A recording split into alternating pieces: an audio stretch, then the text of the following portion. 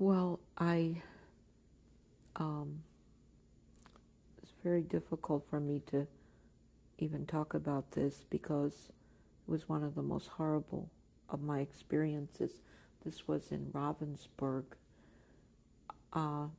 Someone came to get me, and I was given some candy, I believe.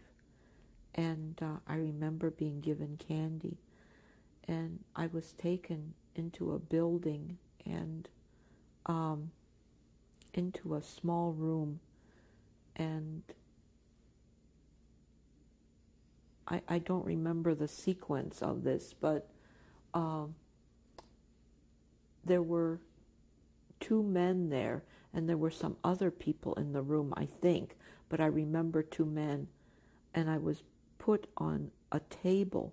From what I remember is a table, or it could have been a tall bed. I was very little, so it seemed like it was kind of high up from where I was, and I was very violently sexually abused.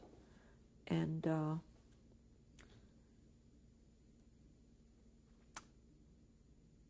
I remember being hit.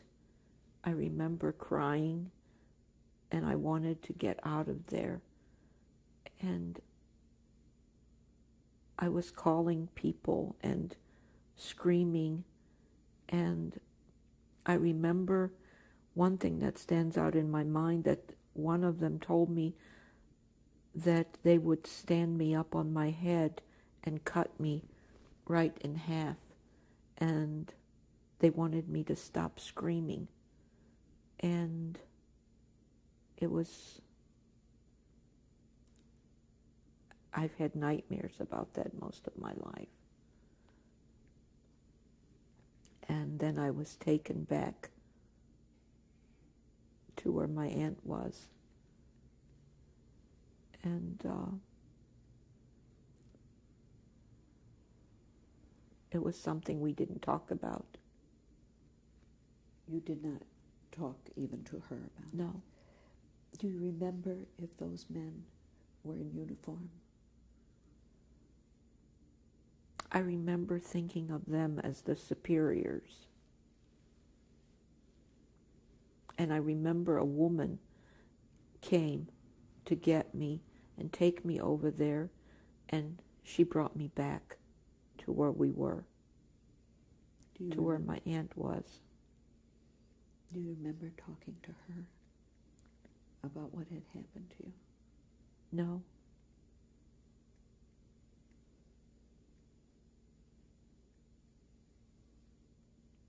There were, it was very difficult to talk to my surviving family members about happenings. Like, it was very difficult to talk about my mother and other situations. There was a lot of pain, and mention of certain times or questions would bring tears and crying. And I guess as a child and young woman growing up, I felt like I didn't want to bring them more pain, and it was already done with. That was my attitude. So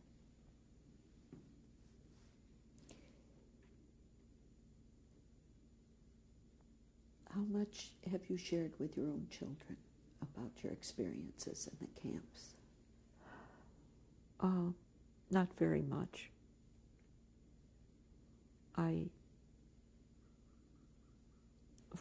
For a long time I felt like this happened to someone else, even though I knew it happened to me. So, and it was, I guess, easier just not to talk about it.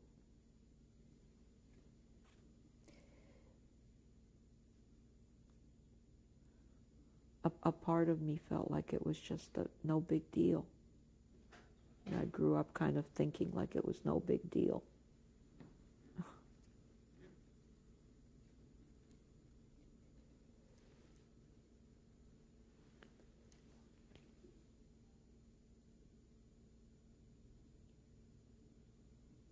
Tell me after liberation, what happened? Oh, after I recovered from the hospital, we were assigned to, all the survivors were given little apartments,